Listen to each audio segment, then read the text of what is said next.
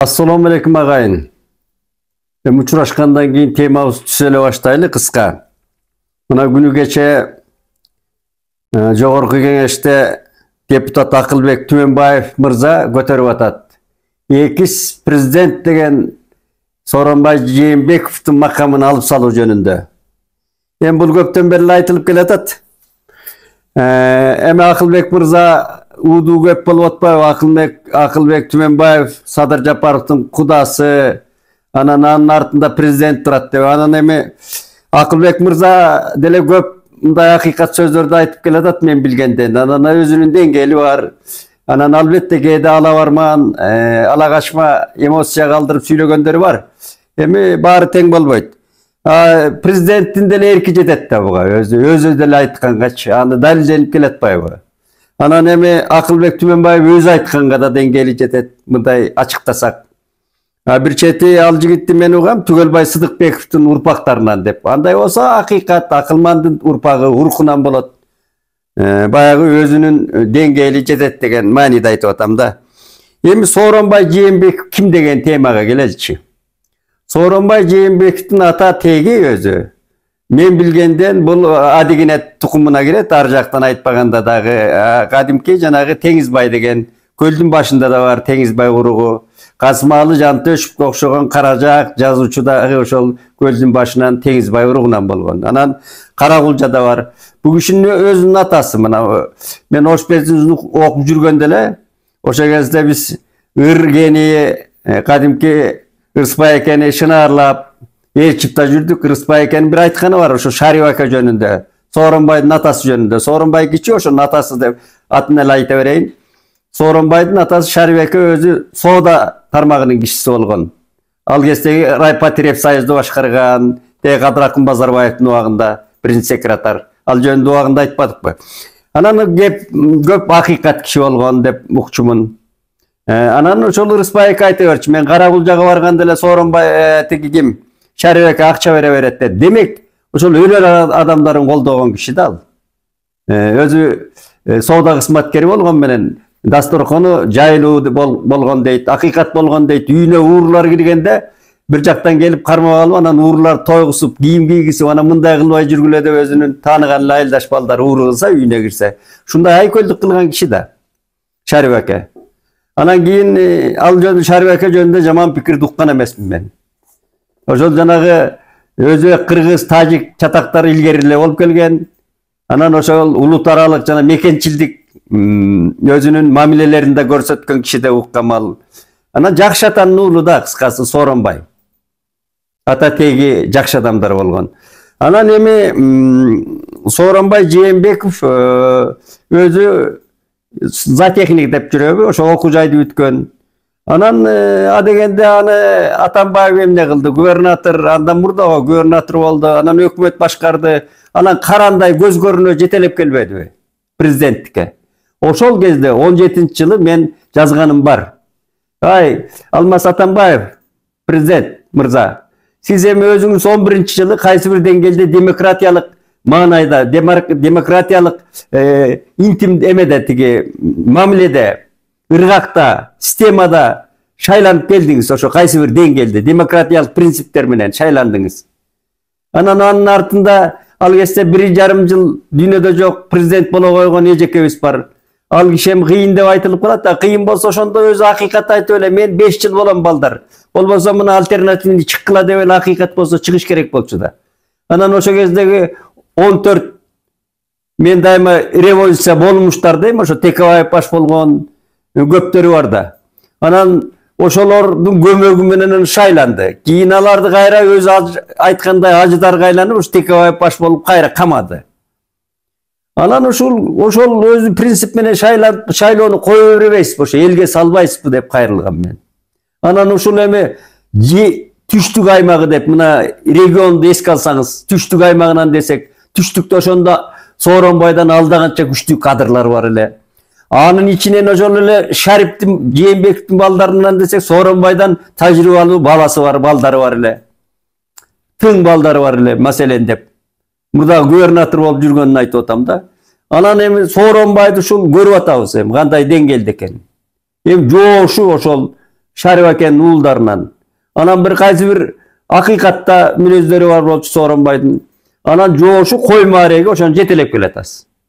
Ал максатыңыз белгилүү дем. Ал кезде элдин арасында уудуу сөз жүрүп аткан ошо кезде эле. Сапар Исаковду өкмөт башчы кылып экен, анан ошол мыйзамдарды өзгөртүп туруп, анан өзү аталык болуп отурат экен деп ачык айтканда, Кокондун тили менен айтканда, Кокон хандыгында. Ошондой сөздөр жүрдү. Ал чын деле ошондой болчу.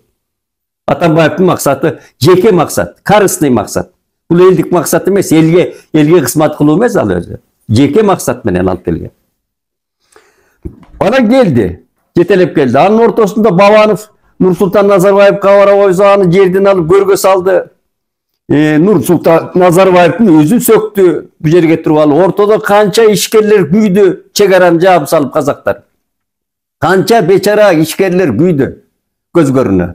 Ошонун баары Атамбаевдин кыргызча айтканда алпооздугунан, кезирлигинен болду да. Ал күнөө эмес Атамбаевдин. Анан алып келди жараксыз кишини. Ошол азыркы 6-чы президентти, мына ошонун ичинен эң жараксызы Сооронбай Жээнбеков болгондо. Анан алып келди, биринчи эле указы Сооронбайдын чыгарган указы, биринчи кол койгон буйругу. Атамбаев Алмазга эл баатырын берди.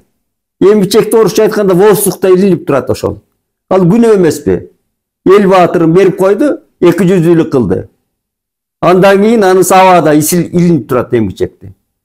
Анан ичаранан экөөнүн анан кармашы башталды. Сен мындай болосуң десе, тигинisi көнбөсө керек. Анын артында дагы жана инилери турган, Асылбек окшогон Сооронбайдын артында. Анан алар күч-күчтөдү, ошо менен каршы болду да булар. Анан Жээнбектин 1,5 жылдыгы Атамбаевди камай менен өттү да. Элге кызмат кылуу эмес, Атамбаевди жок кылуу, камап түйүнө жетүү менен өттү, мындай айтканда.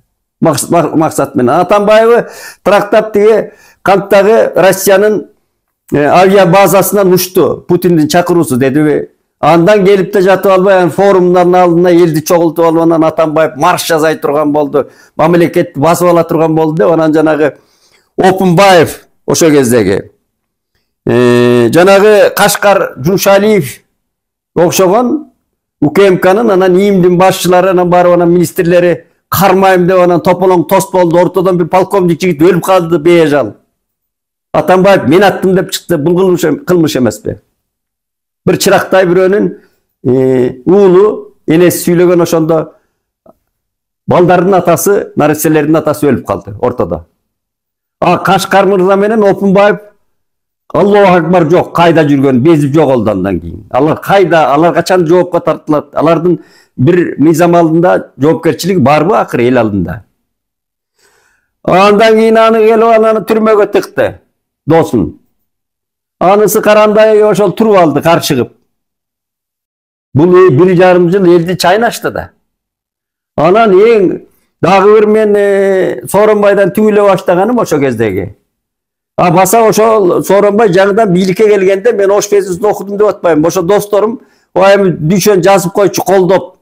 Тиги бу деди. Анда мен Азия Ньюска жазчумун, Бекен Назаралиевдин ордосуна жазчумун баяндамачы катары. Анан мен эми бир чети какшык, бир чети үмүт өтүп да жаздым, намаз окуйт дегенден, ыйманы бар экен деп. Ата жакшы атанын баласы деп. Алымбек таткадан кийин адигине тукумуна оомат эми келди деген темада жазгам, сериалда. Анан ошондо Шарыбекенин сөзү деп жазып атам. Ал элдин сөзү, жалпы мен уккан акылмандардын сөзү болчу. Шарыбеке айттыр, эр жигиттин алдында 2 жолу айрылыш чыгат экен, 2 жолу айрылыш. Ошондо бир жагында байлык менен бийликтин жолу, экинчиси намыстын жолу. Ошондо намысты кармаш керек. Себеби намысын жоготкон адам баарын жоготот деп жазгам. Анан чынында Сокеңде намыс жок экен. Эмнеге намыс жок экен? 2. Андан мурдагысын айтайын. Москвада Айтматовдун, Чыңгыз Айтматовдун эстелиги ачылды эң сонун. Ошого келбедиби жанагы Бишкек Москванын мэри Сергей Собянин баштаган ошо Москванын жетекчилиги келди. Аяз күн, январь күн беле айланан катуу Москва кычырап турган суугу. Ошондо келип Сокең эмне кылды? Эстеликтин алдында туруп алып москвалыктарга, москвичтерге Айтматов трактовкалай баштады чыгармасын. Кудайга тоо кылдым, ай. Ал москвичтер Айтматовду бизден жакшы окуйт, бизден жакшы билет, орустар биздин жазуучу деп эсептейт. Anda tigi Sabyanindin murdu kızargança üşüp turdu o жерде. Аны сас келгенсип, кайран Сокен анан Пушкиндин бура узагырын жатка айтам деп чыкты. Анысы жаңылды. Ар жактан бирөө диктеп айтат атат. Биле башым жерге кирди да, көрүп туруп. Мына Кыргыз президентинин деңгээли. Андан кийин анан келип алып, дагы эмне кылды дейсиң? Кызыкты ал баштады, мына коронавирус башталды. Эл кырылып атат июль айында 20-жылы. Мына эшик кагып, дарбаза каккылап, ата-энесин сүйрөп жүрүп, ошол жерден жан берип атат кээ бирлери. Орун жок.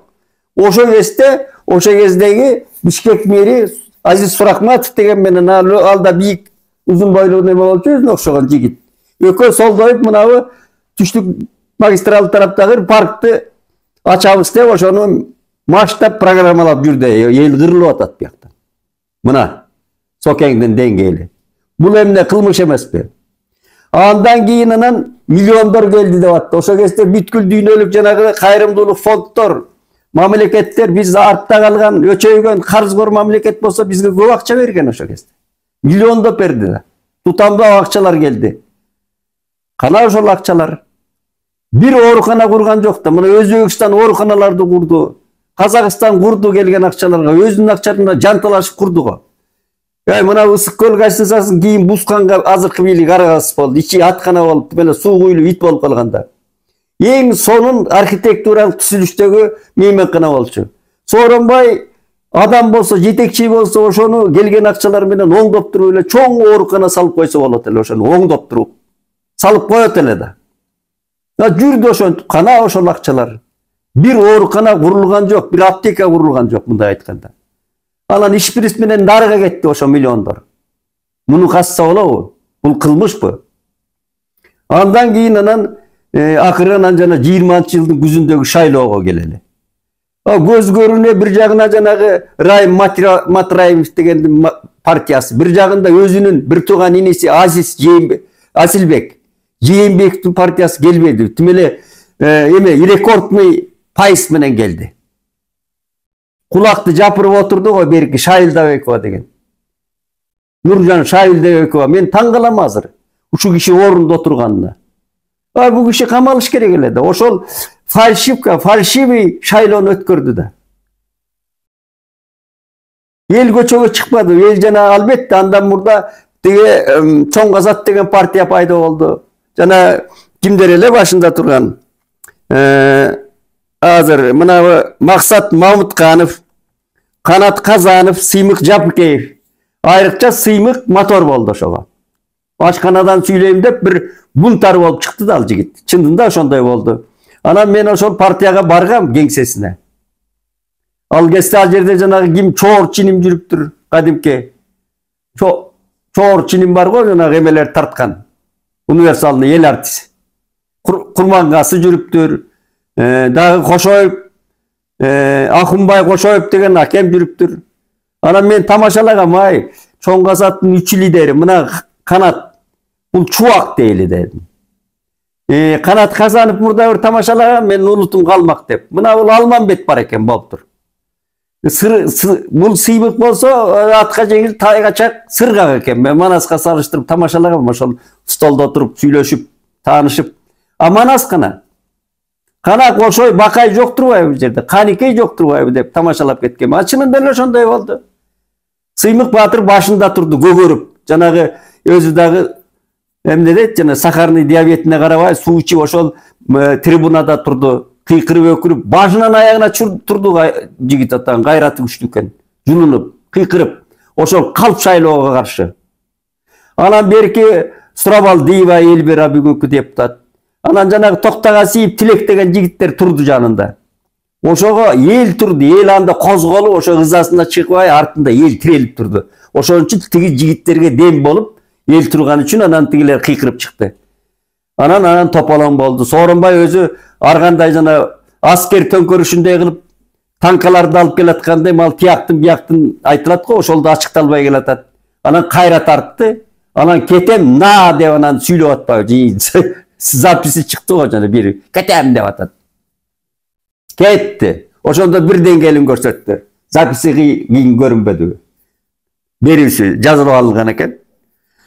Сооронбай толугу менен кылмышкер адам эмес. Мен ачык эле айтайын. Ал экс президенттик эмес, жазасын алуу керек. Анда да бир үмүттөгөн бала өлүп калды, мен атын эстеп турам дайыма. Дагы бир ошо тополоңдо бир киши болсо да өлүп калды да. Улуу Достоевский, Федор Достоевский, улуу жазуучунун айтканы бар. Bir balanın naristenin gözyaşı bütkül dünyanın cırgalından sadaka geçti, cırgalı sadaka geçti de otur. Gözyaşının altında. Adam ömrü kıyılı adı tacırdı. Ana bugün emoşul Tügelbay, Akılbek Tümenbayev. En tuğra alıp çıkı atat. Al yerde karmap duruşunun özü bilike oşol narazçılık koyuydu. Bilike abroya alıp gelmeydi. Ay köldük emez. Kılmışker cazasını alış gerek. Oşol mezgilsiz jana topolong çıkargan. Anan al kийинки бийлик кандай келген ал өзүнчө сөз болсун дейли. Ал кандай иштеп атканын өзүнчө айтып атабыз. Ал ошондой. Эми ошого тете кылмыш кылган Шайылдабек Нуржандын ордунда отурганы мени таң калтырат да. Ал ошол көрүп тур да фальшивка жазадылар. Ошонун ичинде дагы бир жанагы Эшматов анан Ташматовдор отурат. Качанкы чыгып алып Торсой ошо сүйлөп азырда ошол мүчөлөрү, шайлоокомдун мүчөлөрү жүрөт го бир. Кооз сүйлөгөн жигиттер. Мына ошолор кетиш керек кызматтан, жооп бериш керек. Андан кийин мына Ленин районунда ошондой калп жалган шайлоо өттү. Канча миллиондор сатталып атат. Мына азыркы кетип аткан жанагы Матраевдин агасы, жанагы Атасов деген жигиттер, анан жанагы бир кезде мени бышырып жегеле деген дагы депутат кетпедиби?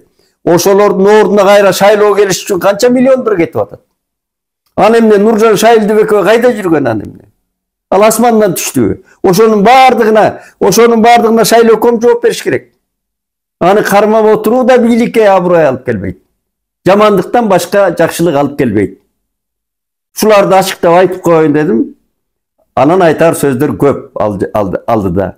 Ошолордон тазалануу керек. Тез арада бийлик эгерде өнөм, өсөм, жанагы революция жасайм, реформа жасайм деген бийлик келечегим мындай болот деген аныкталган бийлик ошондун баарын ачыктап ордуна коюш керек тез-тез. Шуну каалайм мен. Аманчылык болсун.